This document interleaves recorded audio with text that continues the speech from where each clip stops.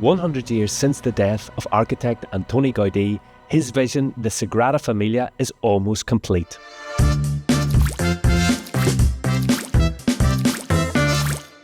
We're marking several milestones on today's podcast: Gaudí's 100th anniversary, the inauguration by the Pope, of course, of the Sagrada Familia's giant Tower of Jesus, but also, just as important in my humble opinion, episode number 250 of Filling the Sink. So thanks for listening and watching. The eyes of the world were on Barcelona this month, June 10th to be precise. A spectacular light show, fireworks display, music, drones, you name it, all rounded off the Pope's blessing of the Tower of Jesus. The central tower, topped off by a three-dimensional cross, is the Sagrada Familia's tallest structure, 172.5 metres high, making it the tallest building in Barcelona and the tallest church in the world. Contrary to some reports that I've personally seen and heard from supposedly reputable media outlets, the Sagrada Familia is not finished. That's fake news. It remains the world's most famous building site. I don't know who came up with that line first, but I do like it. So on today's podcast, we're taking a look at the life, work and death of Catalan architect Antoni Gaudí, with a particular focus on his masterpiece, the Sagrada Familia, or Holy Family. It's a pleasure to be joined today by Marta Otzet, Director of Culture and Social and Educational Outreach at the Basilica of the Sagrada Familia. Hello, Marta. Welcome to Filling the Sink. Hello. Thank you. Thanks for joining us today. Now, many of our viewers, many of our listeners will, of course, have visited the Sagrada Familia, I'm sure, at various stages of completion. But for someone who's never been, or maybe hasn't been in 10 years, what is the Sagrada Familia like today? What strikes you as you go in? I think that Sagrada Familia today, it's a special building, but not only because of it is a big space and it is original and it is different. I think that it's special because when people come, they can have a different experience. I mean, when Gaudí dreamed about this project, he connects lots of things that normally are not connected in a simple building.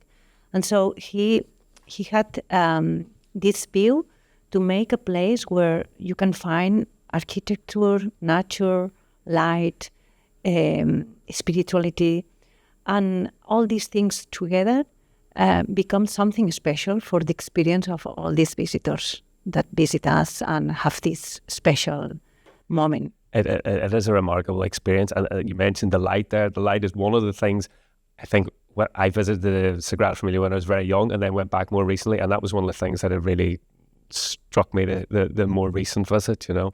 So this month, the Pope visited the Sagrada Familia, celebrated a very grand occasion. We saw hundreds of singers and almost as many bishops, and there were dignitaries there too, of course. We had the Spanish King and Queen, we had Spanish Prime Minister Pedro Sánchez and the Catalan President Salvador Illa. After the Mass, on the 100th anniversary of the death of Antoni Gaudí, Pope Leo XIV blessed and inaugurated the Basilica's central and tallest tower, the Tower of Jesus. What did this moment mean for the Sagrada Familia and for everyone who has been involved in bringing Gaudí's vision to life? It was a deeply emotional moment because it represented the culmination of a vision that began 144 years ago. No? And for everyone who was working on the project or seeing the project directly, living the project, no? the experience, I think that it was connecting people through this building and through this tower, but also through the meaning of this tower, that at the end it's light, it's peace, it's universal people, no? And I think that this moment with light, music, and these small lamps that people had, no? I don't know, they were creating an atmosphere. It's not only a building, it represents the human values, it represents faith, and it represents also something that it's asking lots of things to everyone. Yeah, and we saw that the impact that it had globally, because it was covered by international media all over the world. Loads of videos of the event and the fireworks went viral, millions and millions of views. Why do you think that this resonates with people, not just in Barcelona or Catalonia, but far beyond? I don't know. I think that there happened different things that connected with people. I mean, when Gaudí appears next to the tower, it was something really emotional for people, because we wanted, when we planned this, we wanted to say thank you. Thank you to Gaudí, that had imagined this project, had dreamed about this project. But thank you also to all these people that through all these years has been possible this project.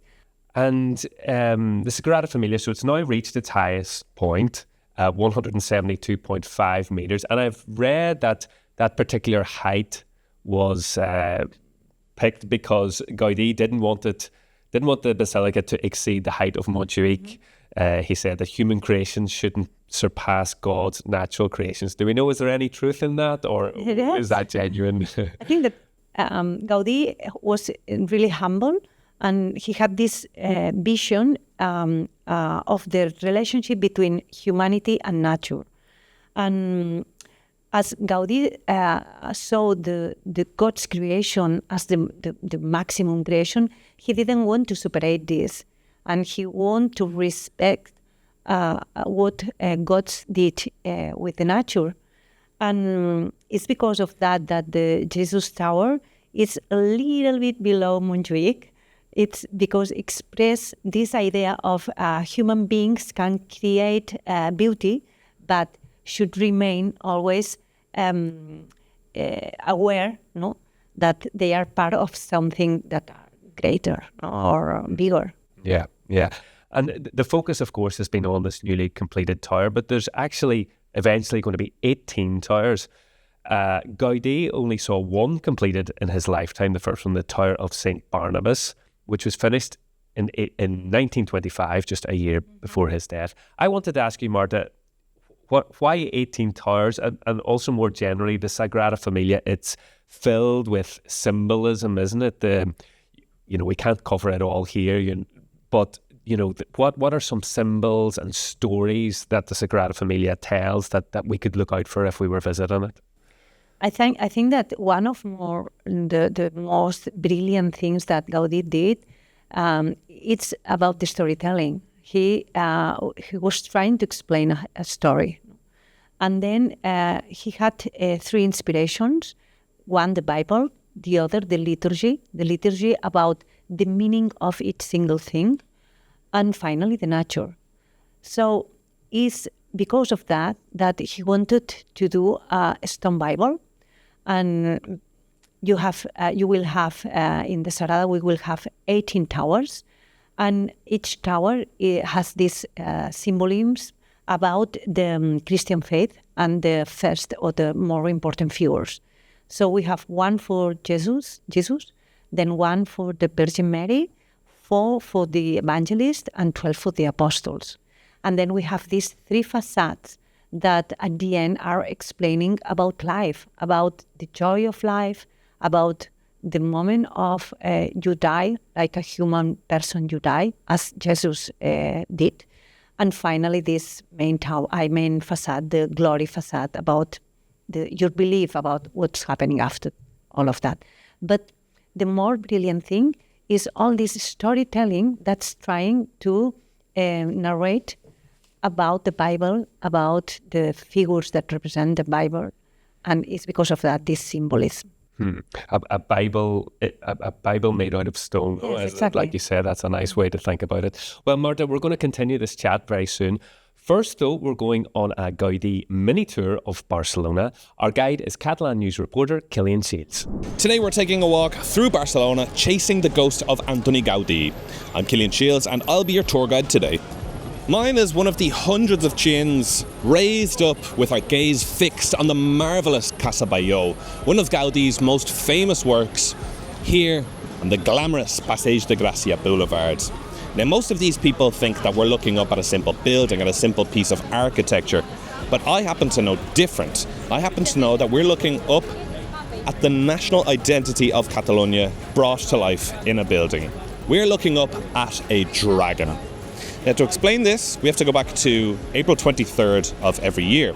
April 23rd is Sant Jordi's Day, St. George in English, and Sant Jordi is the patron saint of Catalonia. The myth goes that this brave knight saved the beautiful princess from the wrath of a terrifying dragon, and he used his spear to slay the dragon, and from his blood bloomed bright red roses. And that is why we gift each other roses every April 23rd. Books are another story. But the dragon motif is very important in the national story of Catalonia, and Gaudí knew this too. Looking up at Casa Batlló, we can see the dragon's scales across the whole facade in this shiny, colourful tiles that adorns its front. We can see the dragon's spine over the roof. We can see Sant Jordi's spear in the tower and cross on top of the building over to the left-hand side. And we can see the brute's bones in the interior columns across the facade. This marvellous work is the mythical story of Catalonia brought to life through architecture. Walking up just another couple of blocks, our path is paved by these extraordinary hexagonal street tiles, featuring different marine shapes, a starfish, algae, bubbles, a fossil. To see the full interweaving pattern, you need to look at 7 tiles altogether. And don't miss how the depth of the relief play with the shadows, bringing everything to life. These interweaving patterns brings to mind a quote from Antoni Gaudí: "The straight line belongs to man, the curved line to God." Now, this philosophy is displayed perfectly in this building behind me now, the next stop in our tour, Casa Milà, La Pedrera, also known as the Stone Quarry. In this surrealist apartment building, Antoni Gaudí made sure that there are no straight lines throughout the whole building. There aren't too many straight lines in nature, and nature was one of Gaudí's great sources of inspiration. The facade of La Pedrera looks like rippling waves, while the railings are like branches, leaves, vines. Everything is modelled on natural forms. And it's not just the outside. Inside too, the windows, the door frames and the floor plans all avoid strict right angles, making the building feel like a single continuous shape rather than a grid of rooms. And now we've come to an otherwise nondescript part of the busy city centre. This is Gran Via, one of the main avenues that cuts right across Barcelona city. And it's a spot that few Gaudí tourists would come to visit. But perhaps soon they might, because just this month, June 2026, marking the centenary of Gaudí's death, did the city council install this plaque marking the location where he was hit by a tram, ultimately leading to his death some days later. 100 years ago, tram lines used to go up and down this street on Gran Via. They no longer do. But a century ago, Antoni Gaudí was on his daily walk from the Sant Felip Neri church in the Old Town up to the Sagrada Familia, where he would spend all day working, when 2 trams were crossing paths. Gaudí stepped back to avoid one, but was hit by the other, moving in the opposite direction. Now, why didn't the city rush to the rescue of one of its most important, one of its most famous, and one of its most beloved sons? Because nobody recognised him. In the last years of Gaudí's life, he had become obsessed with the Sagrada Familia, becoming more and more withdrawn from society and hyper-focused on his masterpiece, which would take more than another century to complete. He lived an almost monastic, ascetic life. He let his appearance go. His hair and beard grew long. His clothes became worn. The city mistook him for a beggar, and nobody felt the need to rush to this man's care.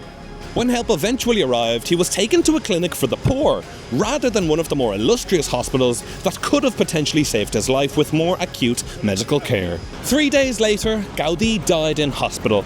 He was 73 years old, and at that point he had given more than 4 decades to the Sagrada Familia, more than half of his lifetime. He was coming up with designs so grand that now, over a century later, Barcelona is still working on them. Cillian Shields there on dragons, curves, and the tragic end to Gaudí's remarkably productive creative life. Going back to when it all started, Antoni Gaudí y Cornet was born on the 25th of June, 1852, in the town of Reus in southern Catalonia, or perhaps in the nearby village of Riudoms, according to some sources. He studied architecture in Barcelona during a period of rapid industrial growth in Catalonia and also cultural change, a transformation in which he played a significant role. He was a master of modernisme, Catalan modernism or Art Nouveau, but he went beyond trends or movements or styles to create a unique and new architectural language all of his own. Marta, what about the man behind the architecture? What kind of person was Antoni Gaudí? I think that he was a complex and fascinating person. He was a brilliant architect, but also he was an observer, he was a researcher, and he was someone who was really connected with nature and faith. I think that this could be a description about his personality. I think that probably he was really disciplined and very demanding with himself, probably. But I think that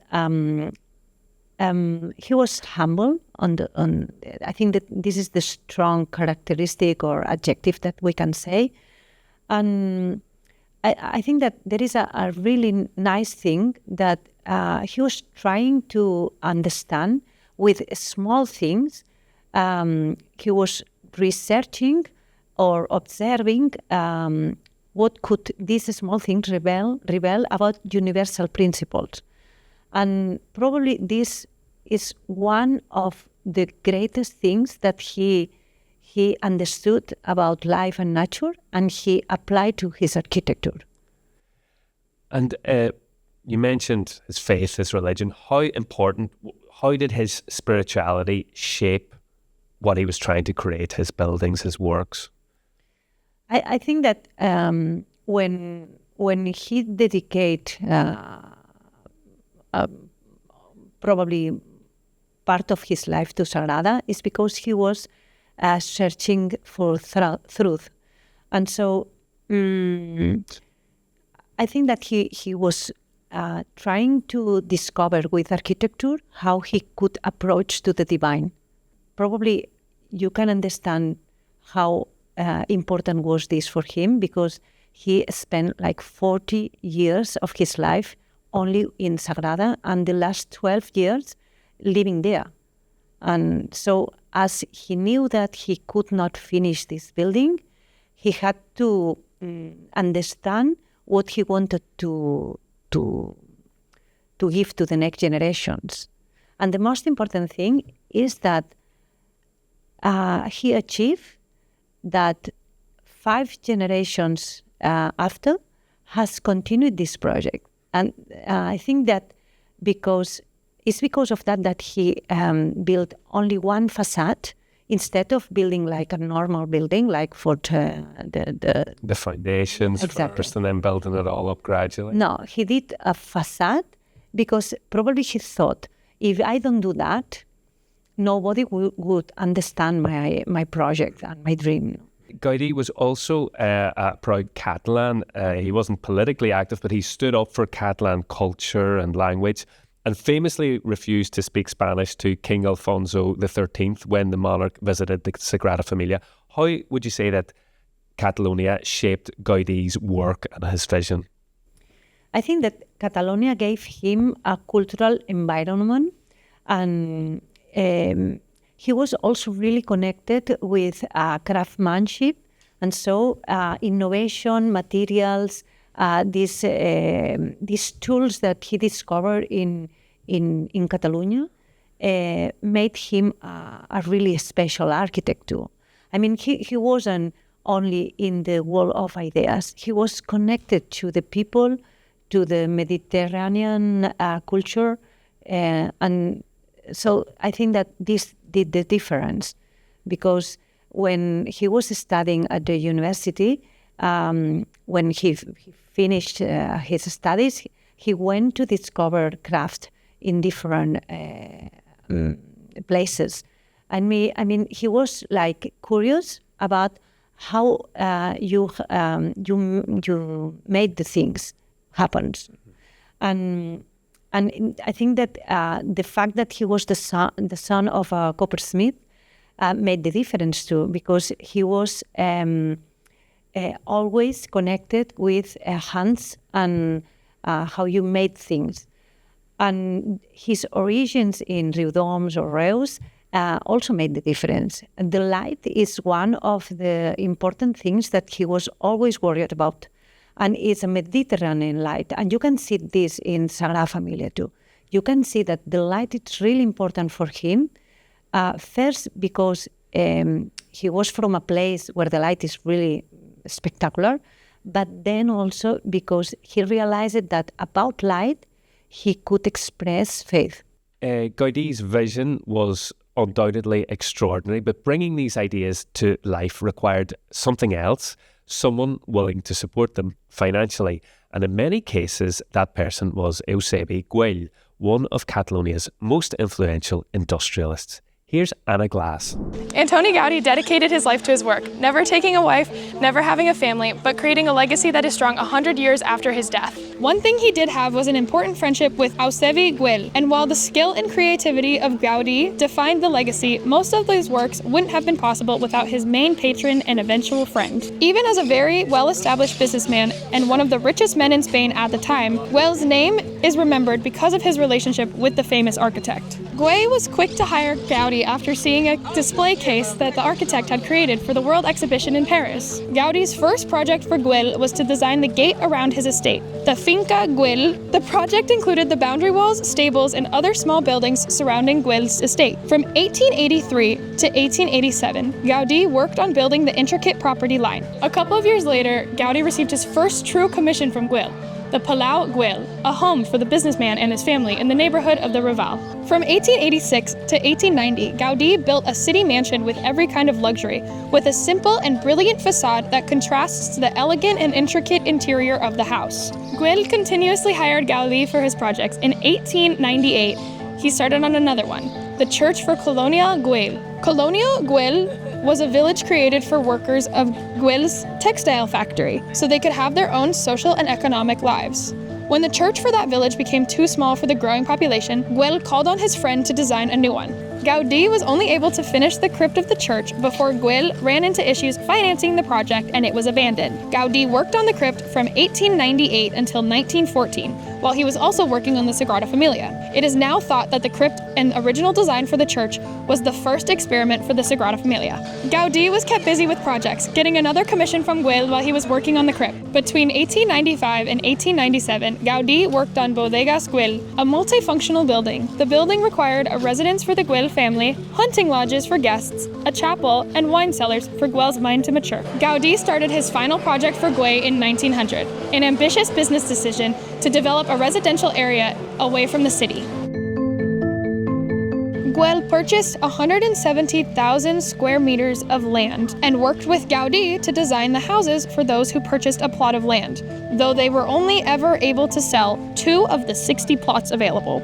Even though the project was a failure, Gaudí and Güell lived together here until 1918 when Güell died. Gaudí continued to live there until 1925. Now the property is the famous Parc Güell and is visited by millions every year. Gaudí completed many projects in his lifetime, and for a number of them that weren't commissioned by Güell, the businessman was involved nonetheless. One example of this was the commission for the gate for the Miralles property.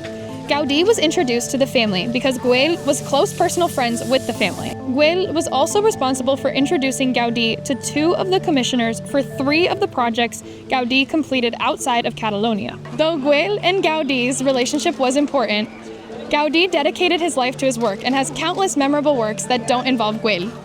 Anna Glass on Gaudí and Güell, and Anna has prepared a map and article on catalannews.com with all of Gaudí's buildings on there, so do check that out. I don't think we've mentioned so far that 7 Gaudí works are actually UNESCO World Heritage Sites, part of the Sagrada Familia, including the Nativity facade and crypt, but also Parc Güell, Palau Güell, Casa Milà, Casa Vicens, Casa Batlló, and the only one outside Barcelona, the crypt at Colonia Güell. Marta, when we look at that and, just listening to that list of remarkable buildings, how it is just an incredible list. It's not just the Sagrada Familia, is it? There's all these other amazing works as well. How has Gaudí shaped the way that people think about architecture, even today, 100 years later? I think that Gaudí changed the way we think about architecture because he showed that structure and beauty can be united. I mean, he didn't separate engineering from art. And probably many contemporary architects are inspired by this ability to find solutions through nature, but with experimentation and with creativity and with a really high engineering structures. But I think that his legacy is not only these buildings that he created, but the questions he asked. Every time you discover new things, when you try to understand better his architecture, every day you discover new things. And this is his authentic legacy. He used geometry into architecture. And this geometry was known at that time, but nobody was using geometry and nature to ask how they could do something really special in architecture. And it's because of that when you get inside the basilica and you see all the spaces, you can feel like if you were in a forest. Yeah, all those pillars that go up and up and up and then branch out. Exactly. And inside there is a really, really clever engineering study. But outside you can see beauty and you can see something really organic, something natural. And I think that this combination is one of his brilliant portraits. Mm-hmm. And of course, Gaudí's work it's such a huge part of Catalonia's and especially Barcelona's identity today.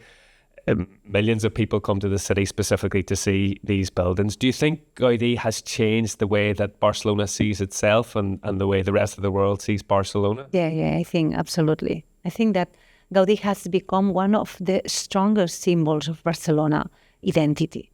And because I think that he shows or he could understand values about creativity, imagination, or that now the city has become one of the reference of all these values. It's an amazing thing sometimes when you're just walking down the street and you turn and then suddenly there's the Sagrada Familia or one of the other Gaudí works. There are connections between the buildings. I mean, if you go to Casa Milà and if you go to the roof, you can see that there is a special window where you can see through this window the Sagrada Familia. I mean, he was connecting these buildings and was connecting also the symbols of these buildings. And this, at the end, it's like escape room in Barcelona with all these buildings of Gaudí, where you can discover different values, different symbols, and different structures. Yeah. The Sagrada Familia, nearly 5 million visited the church last year. A century after Gaudí's death, construction is still ongoing. It's in fact more than 140 years after work began. Why has it taken it so long? And how much of what we see today, would you say, does it actually reflect Gaudí's original vision? Can we say that? I think that it's taken so long because it is really complex.